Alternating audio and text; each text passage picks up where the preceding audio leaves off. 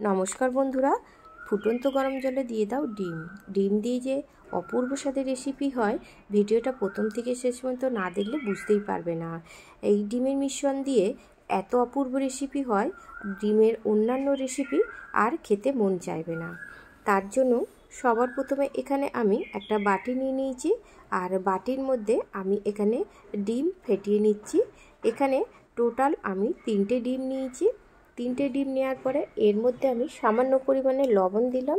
লবণ দিয়ে একটা কাঁটা চামচ দিয়ে খুব ভালো করে ডিমটাকে ফেটিয়ে নিতে হবে। ডিমটা যেন ডালা পাকি না থাকে, খুব ভালো করে এটাকে ফেটিয়ে নেওয়ার পরে এখানে আমি একটা বাটি নিয়ে নিয়েছি। এই বাটির মধ্যে আমি মিশ্রণটা ঢেলে দিলাম। তারপরে এখানে আগে থেকে আমি কড়াই জল গরম করে নিয়েছি, মানে জলটা ফুটে উঠবে সেই সময় এই ডিমের মিশ্রণটাকে আমি জলের মধ্যে দিয়ে দিলাম। আর এটা দিয়ে আমি 5 মিনিট ফুটিয়ে নেব। 5 মিনিট ফুটিয়ে নেওয়ার পরে এটাকে আমি ছেঁকে তুলে নিচ্ছি। দেখুন ডিমটা কিন্তু পুরোপুরি একটা গোল চাকতির মতন হয়ে গেছে। এবারে একটা স্ট্রেনার নিয়ে নিয়েছি, এর মধ্যে আমি ডিমটাকে পুরোপুরি জলটা ঝেড়ে নিতে হবে। আর এটা আমি প্রথমে তুলে নেওয়ার পরে এটা আমি ঠান্ডা জল দিয়েও খুব ভালো করে এটাকে ধুয়ে নিতে হবে। এবারে চলুন পরের স্টেপ। এখানে কড়া বসিয়ে কড়াইয়ে 2 টেবিল চামচ সর্ষের তেল দিয়েছি, হাফ টেবিল চামচ কালো জিরে আর 1 চা চামচ আদা রসুন পেস্ট।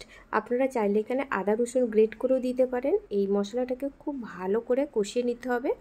কষিয়ে নেওয়ার পরে এখানে আমি দিয়ে দিলাম একটা বড় সাইজের পেঁয়াজ কুচি আর একটা বড় সাইজের ছোট আলুকে টুকরো টুকরো করে আমি নিয়েছি আলুটাকে। এইভাবে পেঁয়াজ আর আলুটাকে খুব ভালো করে কষিয়ে নেব। পেঁয়াজ আলুটা অর্ধেক কষানো হয়ে গেলে এখানে একটা ছোট সাইজের টমেটোকে ছোট ছোট কুচি করে নিয়েছি। নেওয়ার পরে তারপরে এর মধ্যে দিয়ে দিলাম স্বাদ মতন লবণ, হাফ টেবিল চামচ হলুদ আর হাফ টেবিল চামচ লঙ্কার গুঁড়ো। ঝালটা অবশ্যই আপনারা স্বাদ মতন দেবেন। আর দিলাম 1 চা চামচ ধনে গুঁড়ো। এই মশলা কটা দিয়ে খুব ভালো করে আলু আর টমেটোটাকে কষিয়ে নিতে হবে। এটা কষাতে মিনিমাম 5 মিনিট সময় আমার লেগেছে। এবারে যে ডিমের মিশ্রণটা আমি ছেঁকে রেখেছিলাম সেই ডিমের মিশ্রণটাকে আমি দিয়ে দিলাম। দিয়ে এইভাবে খুন্তি দিয়ে ডিমের মিশ্রণগুলোকে ছোট ছোট টুকরো টুকরো করে দেবেন। আপনারা যদি একটু বড় রাখতে চান তাহলে বড়ও রাখবেন, আমি একটু বড় মতনই রেখেছি।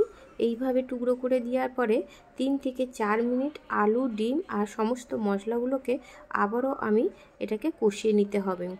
এইভাবে কষিয়ে নিয়েছি, দেখতেই পাচ্ছেন। তারপরে এখানে আমি 1 কাপ জল দিলাম, যে চায়ের কাপের জল দিলাম। আমি বেশি পরিমাণে জল দিচ্ছি না, আপনারা যদি জলের গ্রেভিটা বেশি পছন্দ করেন তাহলে একটু জলের ভাগটা এখানে বেশি দিতে হবে। এবারে জল দিয়ে নাড়াচাড়া করে যখন এটা ফুটে আসবে তখন চাপা দিয়ে আমি 5 মিনিট এটাকে রান্না করে নিয়েছি। 5 মিনিট পরে আমি ঢাকনাটা খুলে নিয়েছি, আপনাদের দেখাচ্ছি। দেখুন ডিমের তরকারিটা রেডি হয়ে গেছে। এবার এখানে স্বাদ মতন আমি ধনেপাতা দিলাম। এখানে আমি গরম মশলা দিচ্ছি না, আপনারা চাইলে কিন্তু গরম মশলাও দিতে পারেন। ধনেপাতা দিয়ে এইভাবে এটাকে খুব ভালো করে নাড়াচাড়া করে নেবেন। দেখতেই পাচ্ছেন রেসিপিটা তৈরি হয়ে গেছে। এই রেসিপিটা গরম গরম রুটি ভাতের সাথে দারুণ লাগে বন্ধুরা। ভালো লাগলে লাইক দেবেন।